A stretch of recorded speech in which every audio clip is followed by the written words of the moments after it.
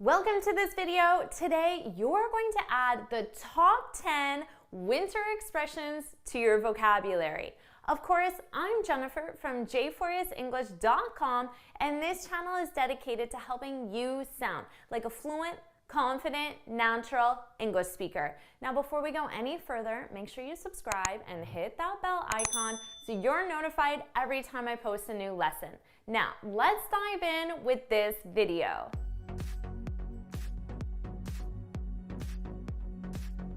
I have my warm winter sweater on because today you're learning the top 10 winter expressions.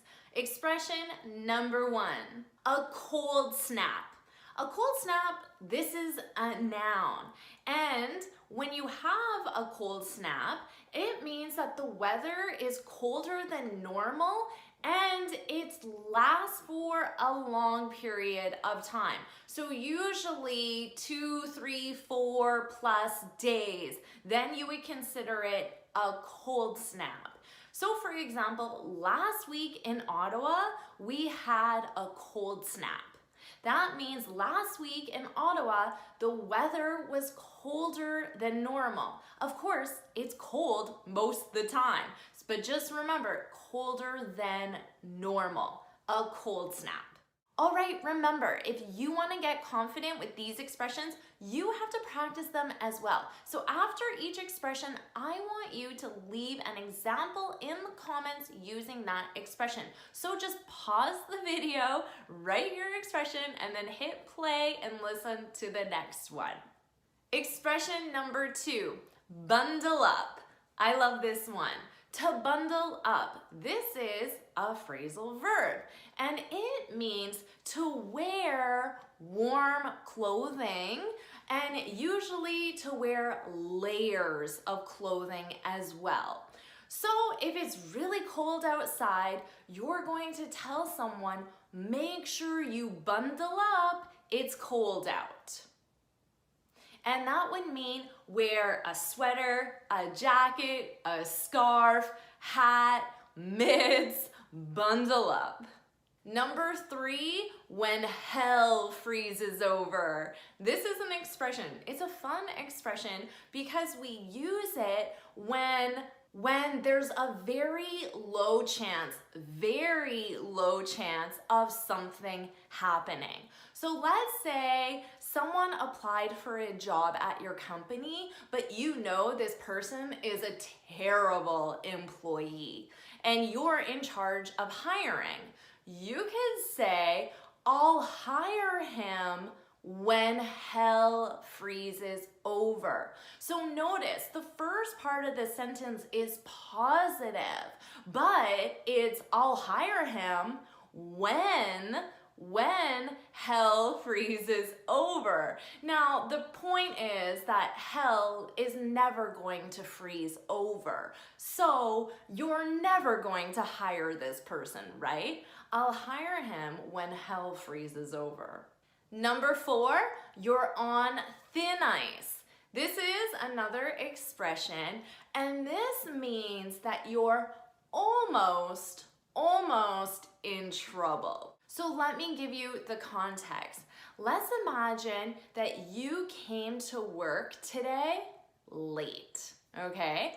But you also came late 2 days ago. So in 1 week, you've been to work late twice.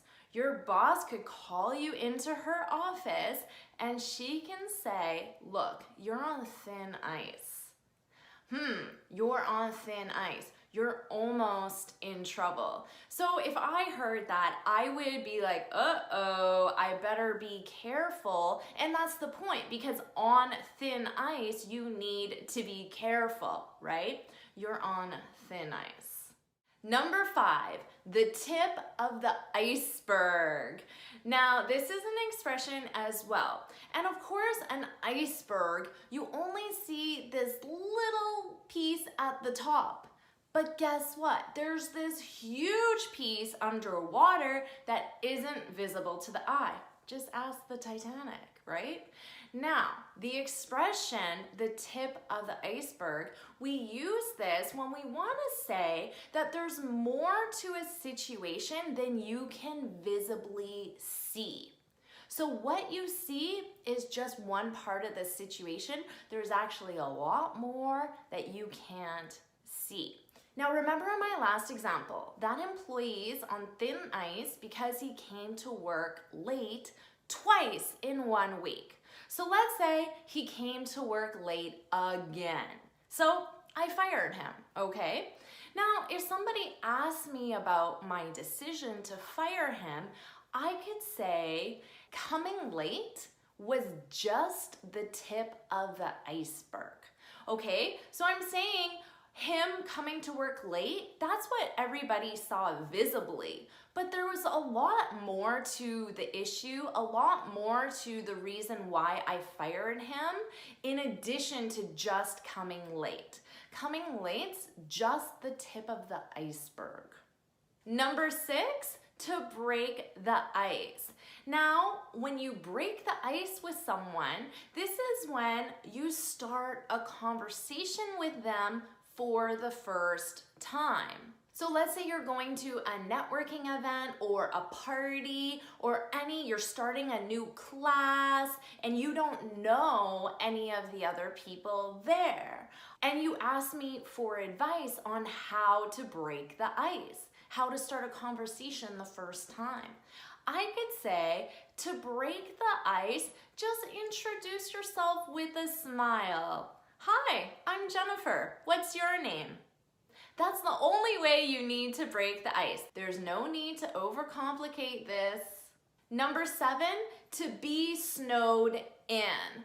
This is a verb to be expression, and when you're snowed in, it means you can't leave your current condition because there's too much snow. So it's not a good thing. I could say we're snowed in at the airport. So that means we can't leave the airport because of the high quantity of snow. There's too much snow. We can't leave. Number 8, to get cold feet. Now, when you get cold feet, this is when you start to question or start to become nervous about a commitment that you've made. Classic example is the week leading up to the wedding is very common for the bride or the groom or both to get cold feet. They question the decision that they've made to marry each other. So if you're the best man or the bridesmaid, you can say, oh, don't worry, you just have cold feet, it's normal. Number 9, to be under the weather. This is another verb to be expression. This is a must-know expression. Simple meaning, it means you're sick. So it's the same thing as being sick, being under the weather. So I could call my friend and say, sorry, I can't come to the party tonight.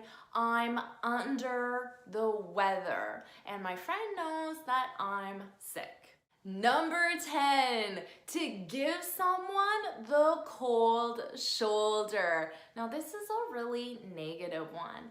This is when you purposely ignore someone, usually because of something that they did. So as punishment, you give them the cold shoulder. Let's be honest, this happens a lot in relationships, right? Someone screws up and the other person gives them the cold shoulder, ignores them. Now this can also happen at work or with your friends or anyone that you have a close relationship to. So just between us, you can tell us, don't worry. Have you ever given someone the cold shoulder? Let us know in the comments. All right, so now you have 10 winter expressions added to your vocabulary. If you found this video helpful, please hit the like button, share it with your friends, and of course, subscribe. Now, before you go, make sure you head on over to my website, jforrestenglish.com, and download your free speaking guide.